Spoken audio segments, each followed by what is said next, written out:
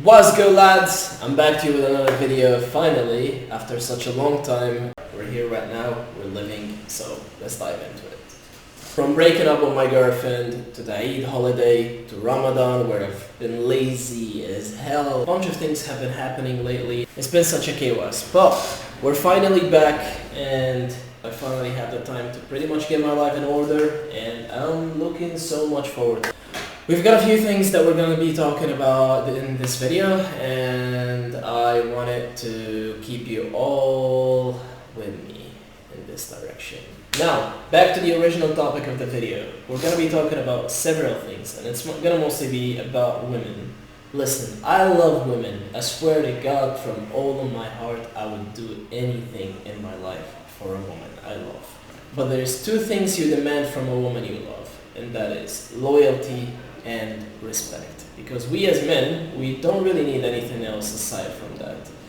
We can deal with jealousy, we can deal with insecurity, we can deal with your demands, we can deal with your emotional needs, we can be pretty much calm and chill all of the time if we have to. But there are two things that we demand from you guys, and that is loyalty and respect. I don't need to teach women how to do that. Real women, salute you. You already know how to make your man feel respected. You already know how to be loyal. You're pretty much elegant yourself. You don't really need any directioning from us. But for some of the women out there that's been affected pretty much by the fucking social media, and let's be truthful, who hasn't? Social media has ruined all of us. And it's pretty much obvious at this point what the dating era is like because of social media. People feel like they have so many options. They feel like if they leave this relationship, if they find someone else, the grass is going to be greener on the other side. They end up doing so, they pretty much end up regretting the relationship they left. That is, instead of fixing the actual problems they have. So, we're going to make it very clear from the beginning that we have boundaries and things that we refuse and things that we're not okay with and things that just doesn't go with our standards. And that goes for both women and men. So from the beginning of the relationship, anything, even the slightest thing that you might not feel okay with, you pretty much have to discuss it with your partner. You have to let that person know, hey, that thing happened back there. I didn't really feel okay about it. It's not something that I'm okay with. So I would really appreciate if that doesn't happen again. And if it does make sense to compromise that thing for the other person, if you think about it from their perspective and it does seem wrong, maybe for you it doesn't really feel as intense or critical, but for them it's something that they're not fine with.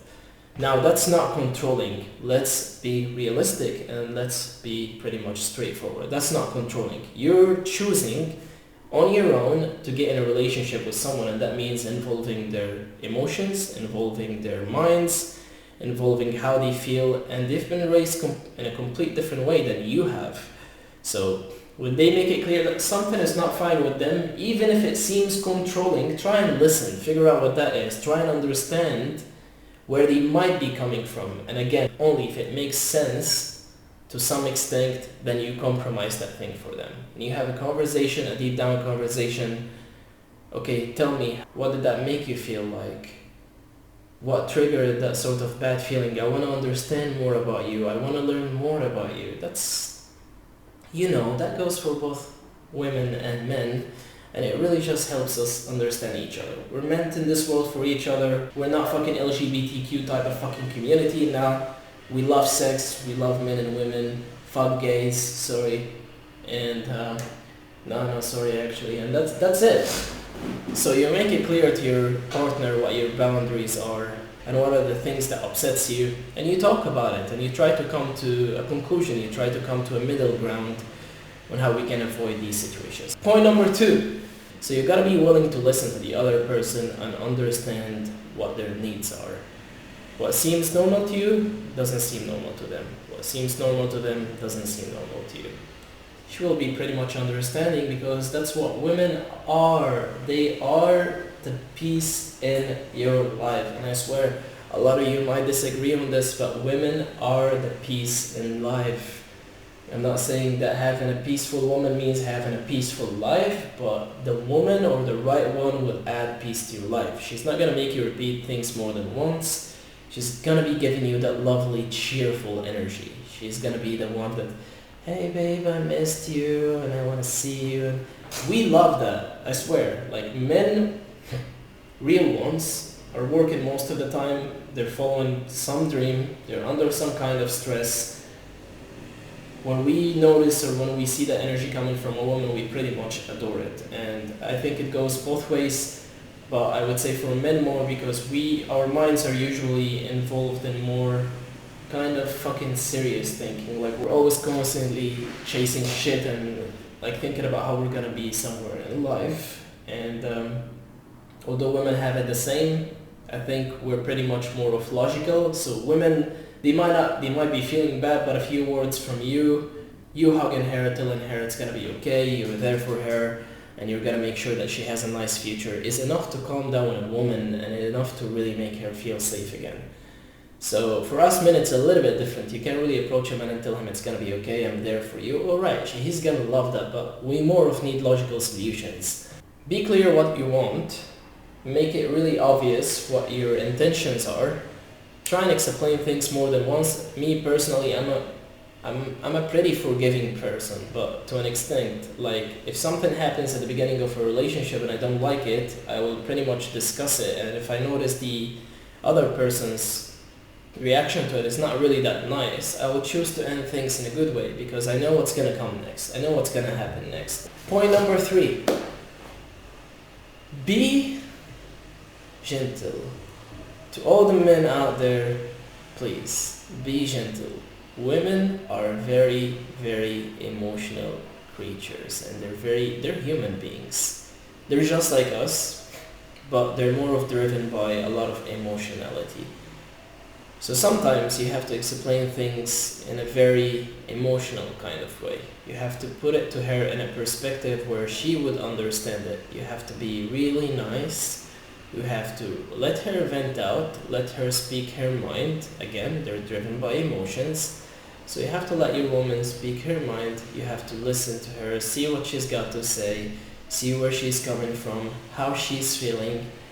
And then just give her a nice hug, make her feel safe, make her feel warm, and approach her nicely. Maybe a little whisper in the ear. Okay, tell me, what are you not feeling good about? I would love to hear more about it from you. I want to see it from your perspective. I want to see it from your eyes. And you will notice her energy instantly changes.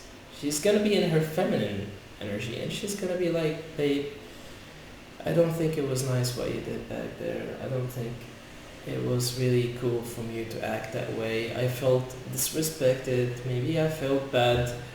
And again, you just listen. You give her a really nice hug, you listen to her, you make sure that you address the situation. If it is something that you've done wrong, make sure you admit it, make sure that you realize it's a mistake, even if it doesn't seem like it for you, it is for her. So that's where you guys pretty much just communicate and understand more about what's going on. And even if it doesn't seem wrong to you, again, we're different creatures. So you want to listen to her and you want to identify how she might have felt. And then you try and change that for her. Because at the end of the day, we compromise for each other. Even if it doesn't seem critical to you, it is to her. So if you want to keep each other, you're in that little square or circle together right now. And if you guys want to keep each other, if you guys want to make sure that things work out for you both, you're going to have to compromise the things that you hate about each other.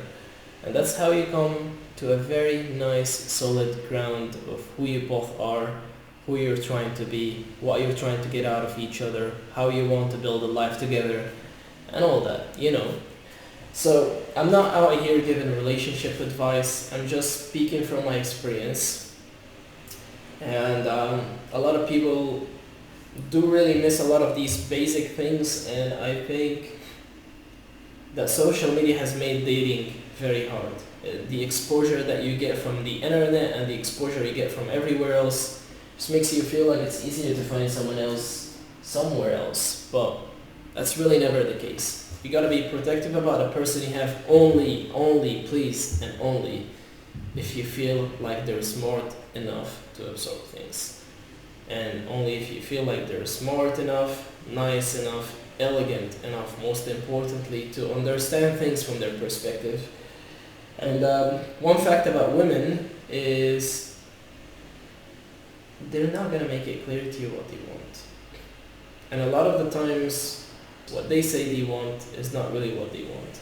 They want you to lead the relationship. They want you to be the man in the relationship.